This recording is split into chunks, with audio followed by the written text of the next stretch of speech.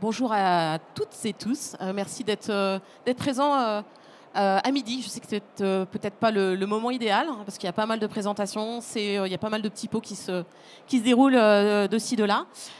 Mais merci encore pour votre présence. Donc, ce que je vais vous présenter pendant à peu près une dizaine de minutes, et puis après, je vous laisserai me poser des questions.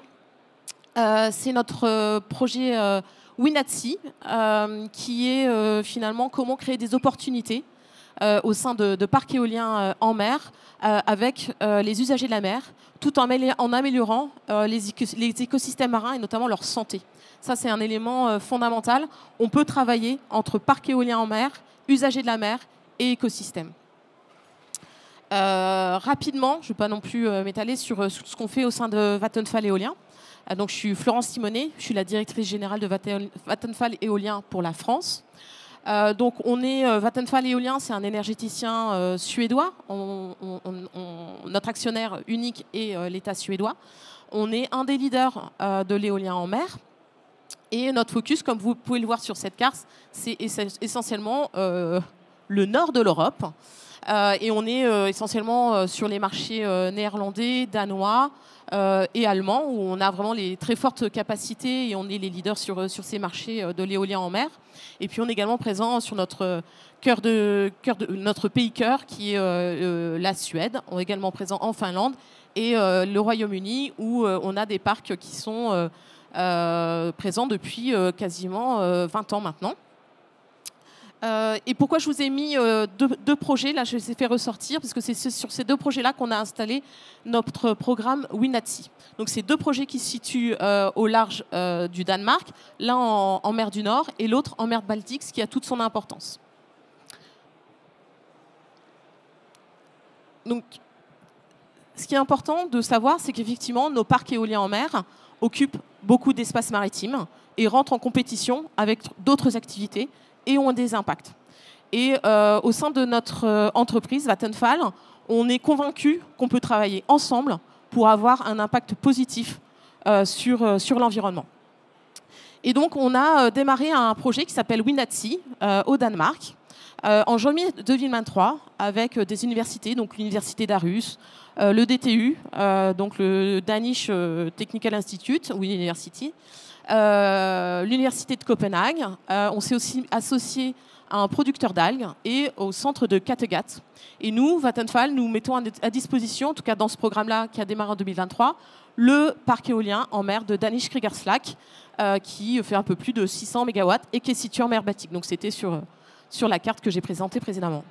Et donc l'objectif initial, c'était vraiment développer un programme scientifique avec des universités pour développer cette plateforme pour produire des produits alimentaires que sont les algues et les moules, et de faire une combinaison pour savoir si on pouvait aussi améliorer les écosystèmes marins. Et en juin 2023, c'est le bonheur des initiatives de l'Union européenne, on a rejoint l'initiative Olamour, qui est aussi cette plateforme dédiée au développement de co-usage dans le milieu maritime. Et donc c'est un financement, alors c'est l'équivalent de 11 millions de couronnes danoises, donc à peu près 1 million d'euros, pour une période de 4 ans, de 2023 à 2026. Donc là, on est en plein dedans. Et on a vraiment utilisé Winatsi sur ce premier projet pour voir de quelle manière nos projets pouvaient renforcer les écosystèmes, donc la résilience des écosystèmes marins. Deuxième point, c'était aussi comment atténuer le changement climatique, parce qu'effectivement, nos parcs éoliens en mer sont là aussi avec cet objectif de produire de l'énergie décarbonée, donc l'enjeu climatique. Ensuite, deuxième point très important, c'est soutenir une production durable, donc avec, encore une fois, les algues et les moules, mais on peut peut-être produire avec d'autres espèces. C'est aussi l'enjeu de mettre des scientifiques dans ce programme de recherche. Et puis, mine de rien, c'est très, très important. Je sais que certains qui sont dans l'assistance le savent très bien. Il faut sensibiliser le public aux enjeux du milieu humain. Il faut mieux les comprendre pour mieux les respecter et les préserver. Donc, voilà ce qu'on a fait. On a d'abord combiné sur le projet de Danish Kriegers-Flak des algues et des moules. Et le but, c'est vraiment la régénération du milieu et des écosystèmes pour Diversifier une production, renforcer les écosystèmes marins, puisque les moules, pour ceux qui ne savent pas, c'est des organismes filtreurs. Donc, ils vont augmenter la qualité de l'eau. Ils vont aussi prélever des nutriments. La mer Baltique est très, très riche en nutriments. L'avantage aussi d'avoir ces projets qui sont à la distance de la côte, c'est créer une aquaculture plus éloignée des côtes. Mine de rien, quand on discute un petit peu avec les acteurs locaux, j'ai découvert que l'aquaculture avait un impact paysager négatif. C'est la première interrogation que j'ai eue. Et finalement, on me dit, parce qu'on les voit, il y a des bouées, et donc ça nous gêne. On voit cette aquaculture. Et finalement, les mettre dans des parcs éoliens en mer à une plus grande distance de la côte, ça fait sens. Et il faut aussi savoir que plus on s'éloigne des côtes, moins l'eau est polluée. Donc ça aussi présente un certain avantage, tout en dépolluant. Un autre aspect, et non des moindres, c'est créer des opportunités économiques supplémentaires pour les parcs éoliens en mer. On sait qu'on a des demandes fortes, notamment j'étais à Faute il y a un peu plus d'un mois et demi, où j'ai présenté également ce sujet-là, mais sur un autre aspect qui est comment on transpose finalement ce projet Winatsi sur des parcs éoliens flottants. Et un des sujets cruciaux que la région Bretagne a vraiment soulevé, c'est la cohabitation avec la pêche. Et donc, en fait, l'avantage, c'est que, par exemple, la culture de moules, d'algues, se fait entre novembre à mai. Et quand on discute avec les pêcheurs danois, c'est tout à fait compatible avec leur activité, puisqu'elle est moindre pendant cette période-là. Et donc, ils peuvent parfaitement venir produire et mener ces activités au sein des parcs éoliens. Un point important que j'ai oublié de mentionner, c'est que pourquoi nous sommes aussi intéressés sur ce programme-là et quel était l'enjeu de Danish Kragerslag, qui est un gros projet, c'est vraiment la sécurité la sécurité maritime.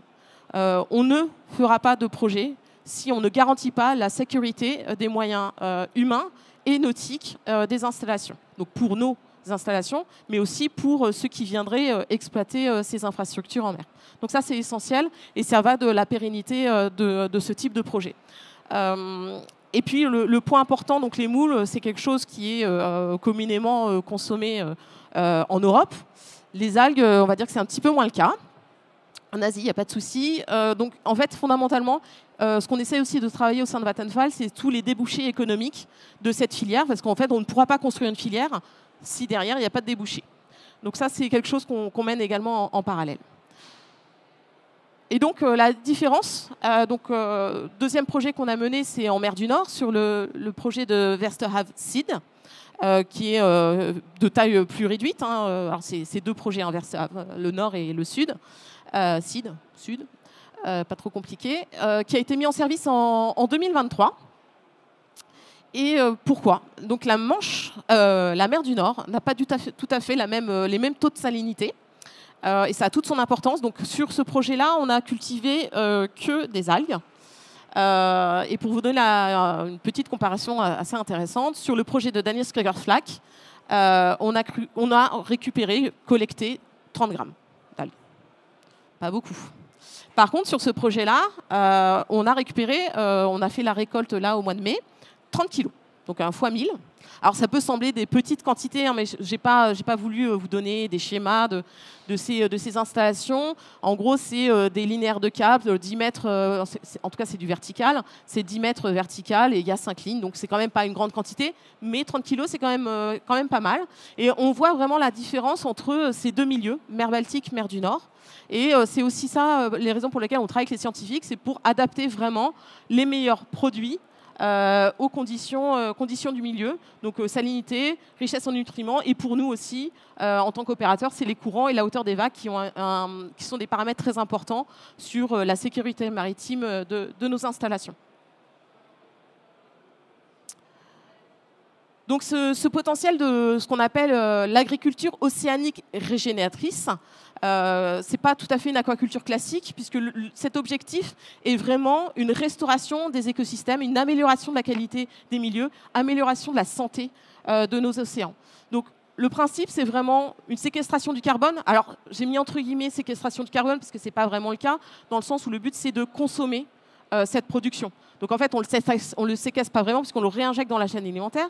Mais le but, c'est aussi de voir comment cette production de carbone peut se substituer à d'autres alimentations qui seraient beaucoup plus consommateurs ou producteurs de CO2. Encore une fois, un point important, c'est l'amélioration de la qualité des eaux. On sait, pour ceux qui travaillent sur ces sujets-là et toutes les études d'impact qu'on mène sur les projets éoliens en mer, que en fait, la qualité de l'eau, elle baisse. Elle baisse. Il faut absolument endiguer ce phénomène. Et puis, point très important, parce qu'on n'arrivera pas à avoir du succès sur les projets, et ça, on le sait bien, si on ne crée pas de l'intérêt. Et un des intérêts, c'est l'emploi local. Fondamentalement, derrière, il y a l'environnement, mais les emplois, c'est ce qui intéresse tout le monde et qui nous oppose avec certains usagers.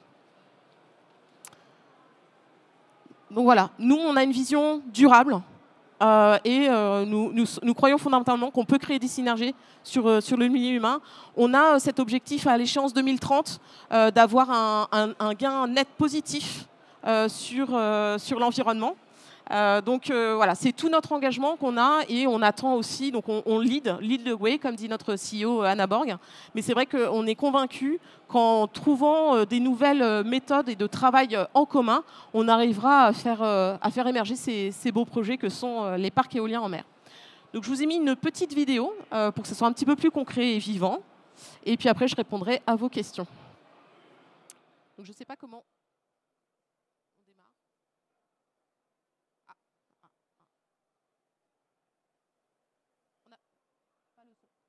On the sea, we need more space for producing fossil-free energy, we need more space for producing food, we need more space for protected areas at sea as well.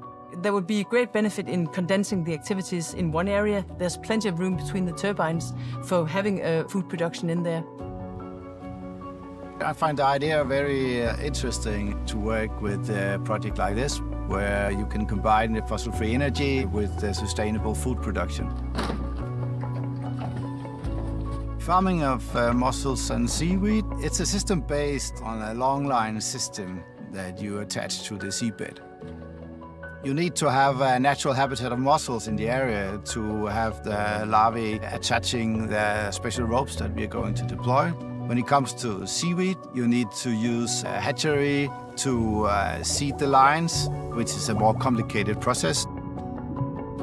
The most positive thing about farming mussels and seaweed is that these are species that you don't need to feed. So you're not adding anything into the water to grow them. You're not adding fertilizer. The seaweeds, they will take up the carbon and the nutrients from the seawater that surrounds them, and the mussels would eat the phytoplankton in the water around them. Growing seaweeds and mussels will actually help you take some of these nutrients out of the sea and put them back into the food system on land, where they can serve as a sustainable, healthy food for people.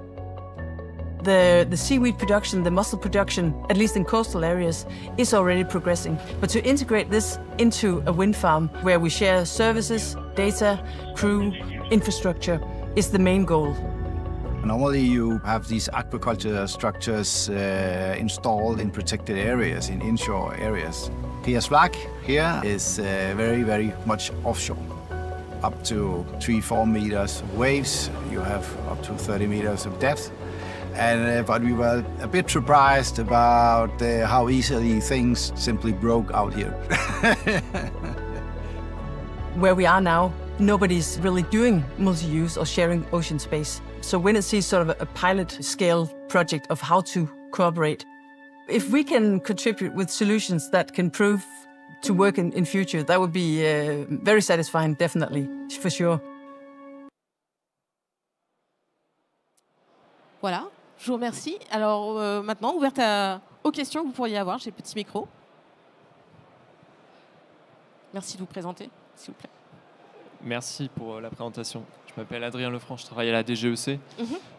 On a eu des études qui portent sur la pollution des éoliennes en bas des mâts, dans le parc, notamment à cause des anodes sacrificielles pour protéger contre la corrosion. Et est-ce que vous savez à quel point c'est donc compatible, cette pollution, avec le fait de faire de l'aquaculture dans le parc et se nourrir ensuite avec ce qu'on produit? Oui, merci pour votre question. Donc effectivement, les anodes, donc, comme j'ai dit, c'est fait avec des universités, donc tout est testé, tout part en laboratoire, c'est pas pour consommer, pour l'instant, c'est vraiment du test. Anodes sacrificielles, donc c'est un enjeu pour l'avoir aussi connu en France. C'est une grosse question, on utilise des anodes sacrificielles partout, ça équipe tous les bateaux, ça équipe tous les ports. Donc ça répond pas à votre question, mais c'est-à-dire qu'on a déjà beaucoup de quantités de métaux rares. Dans le milieu, l'enjeu, c'est la dispersion. C'est-à-dire qu'il n'y a pas de concentration pour avoir fait les études. La concentration, il y a une dilution de ces métaux lourds dans l'environnement et on va tester, on continuera de tester, mais jusqu'à présent, on n'a pas relevé dans les samples, les échantillons, ce type de métaux. Mais on les teste, on continue de tester. Et ils ne sont pas directement, ils ne sont pas à proximité. Les lignes de production de ces algues, de ces moules, ne sont pas à proximité immédiate des parcs éoliens, des turbines, parce qu'il faut pouvoir laisser les techniciens travailler sur les sites, pour une question de sécurité. Donc, voilà. Donc on travaille dessus. Et on ne vérifie pas que juste les métaux lourds, il y a peut-être d'autres éléments qu'on vérifie.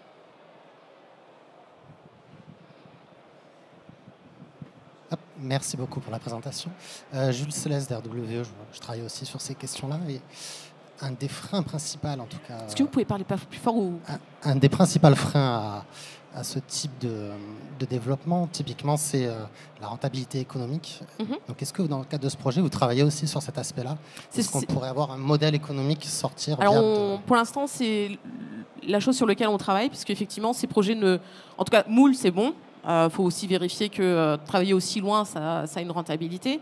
Algues, notre enjeu, c'est vraiment la consommation d'algues en Europe. Pour l'instant, ce n'est pas tout à fait le cas. Donc, ça passe par plusieurs moyens. C'est de la communication, on sait comment ça fonctionne. Et donc, ça ne peut fonctionner que s'il y a des débouchés. Donc, on travaille dessus. On travaille avec donc un des acteurs du projet Winatsi, c'est un producteur d'algues danois. Donc, on travaille avec lui pour essayer de faire des modèles économiques parce que forcément, ces projets sont plus éloignés des côtes. Donc, ça a un coût supplémentaire. Mais c'est aussi l'intérêt de les coupler avec nos projets puisqu'on peut mettre finalement des moyens nautiques et humains en commun pour travailler ensemble et faire que peut-être ces coûts-là peuvent être réduits. On travaille aussi pour que ça soit plus durable, avoir une motorisation électrique. Voilà, on essaie de faire un projet global pour avoir cette soutenabilité de nos projets de A jusqu'à Z, en fait. Voilà, je vous en prie. Bonjour, Maxime Cross-Valorem. J'avais une question, vous l'avez abordée rapidement sur la cohabitation avec la pêche. Si on regarde à une échelle commerciale, ce type de projet représenterait un certain espace dans le parc éolien. Comment est-ce que sur un projet pilote, les discussions avec la pêche, l'acceptabilité a déjà été discutée? Et voilà, comment ça se déroulerait? Donc effectivement, très bonne question, puisque c'est un de nos sujets, c'est la cohabitation avec les pêcheurs. Peu importe où on se trouve, alors nous, Vattenfall n'est qu'en Europe, mais sur tous nos projets, on a des échanges avec les pêcheurs qui nous posent des questions. Il y a certains de nos projets où la pêche est interdite, d'autres, les pêcheurs sont autorisés sous des conditions de planification de leur trajet et de leurs activités au sein des parcs. Donc on travaille avec eux, on discute avec eux. Ce projet-là, il a été fait aussi en interaction avec les pêcheurs danois, parce qu'ils y voient aussi un intérêt. C'est ce que j'ai indiqué, c'est que la production d'algues se fait en complément, en termes de temps. En fait, c'est de l'activité complémentaire. C'est-à-dire que le temps qu'ils ne passent pas en mer de novembre à mai, ils peuvent le passer pour nos projets de culture d'algues, par exemple. Donc l'idée, c'est vraiment de faire quelque chose de complémentaire, parce qu'on sait bien qu'un pêcheur ne veut pas arrêter son activité de pêche. Il veut continuer à pêcher, c'est son métier, c'est ce qu'il veut faire. Il accepte de faire autre chose, mais ça ne doit pas venir empiéter sur son activité principale, qui est la pêche. Donc c'est vraiment une espèce de cohabitation. Encore une fois, on travaille avec eux sur la sécurité qui est, je rappelle, le principal enjeu. On n'autorisera pas de co-usage au sein de nos parcs si on n'assure pas la sécurité des moyens. On a eu quelques accidents sur le projet de Danish Slack, mais ça nous permet aussi de progresser. Il n'y a pas eu d'incident, voilà, il n'y a pas eu de pollution, mais effectivement, on s'est pris le filin. Bon, ça arrive, mais ça permet d'anticiper les conséquences. On travaille beaucoup avec notre service HSE là-dessus, avec les pêcheurs. C'est beaucoup de discussions. Beaucoup de discussions. Il ne faut pas laisser croire que tout est possible. Et puis encore une fois, il faut trouver la bonne espèce sur le milieu. On voit que les algues en Baltique, ça ne marche pas. Donc il y a peut-être d'autres produits qui fonctionnent. Mais encore une fois, ça ne peut fonctionner si c'est économiquement rentable. Ça, c'est la limite, évidemment. Bonjour, Brigitte Vonneman, Énergie de la mer. Tu peux parler un peu plus dans... Je peux complètement parler dans le micro même. Merci. Merci d'abord pour cet exposé. Florence, la question concerne la projection à 2050. Est-ce qu'éventuellement il y a déjà des modèles, ou en tout cas est-ce que tu fais tourner des modèles ou tu participes à des modèles économiques pour évaluer la masse que cela pourrait représenter dans des parcs français en tout cas? Alors, très bonne question, Régis. Je n'ai pas la réponse à ta question. Je sais que pour développer ce programme Wind@Sea, on a soumis un article dans le magazine Nature qui explique un petit peu, toujours avec cette réflexion de comment substituer par les algues et les moules, en tout cas une production marine, d'autres denrées qui seraient plus consommatrices de CO2. Donc il y a cet article, je te le ferai suivre. Merci. Et puis si ça intéresse d'autres personnes, je le mettrai aussi à disposition. Donc oui, on l'a fait. C'est aussi sous-tendu le financement de ce projet-là. C'est qu'il y a des perspectives à long terme. Mais encore une fois, il n'y a de perspectives que si on n'est que sur des business models. Donc ça ne fonctionne que si on voit des débouchés. Deuxième question, il y a des partenaires et parfois des concurrents comme Ørsted qui ont effectivement développé le même type de programme. Est-ce que tu as des liens avec eux? Est-ce qu'il y a des échanges d'informations?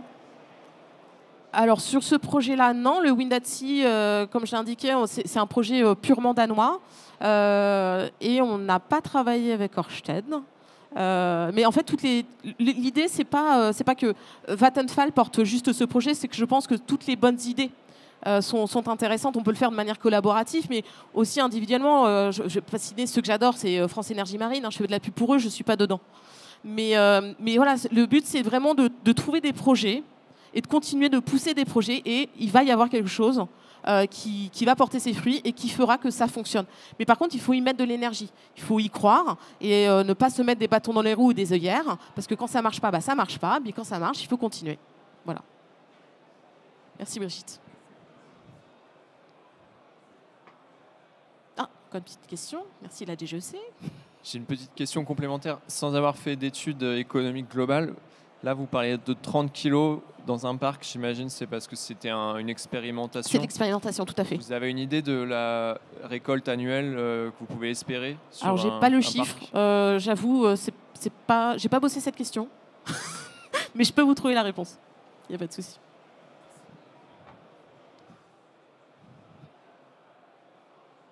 Notre dernière question? Non? Bon. En tout cas, merci à tous. Vous êtes très nombreuses, très nombreux. Excusez-moi. Mais merci à tous. Et puis, n'hésitez pas. Si jamais vous avez des questions, vous y pensez. Et puis, bon, vous me trouvez assez facilement avec mon adresse mail. Elle n'est pas là, mais elle est facile à trouver. Donc, je vous remercie beaucoup pour votre attention. Merci.